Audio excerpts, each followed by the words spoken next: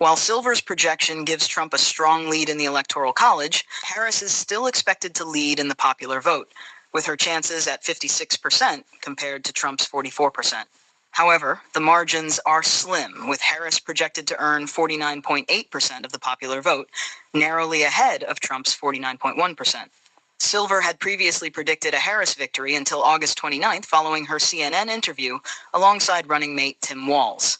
Since then, Trump has gained momentum in Silver's modeling, which now favors Trump by the largest margin in recent months. A New York Times Siena College poll released 2 days before their debate has Trump leading Harris by 1%, 48% to 47%, within the poll's 3-point margin of error. Silver noted that there's potential for Harris's numbers to shift after the upcoming debate in Philadelphia, as a considerable percentage of voters in the Times poll said they were uncertain about her platform.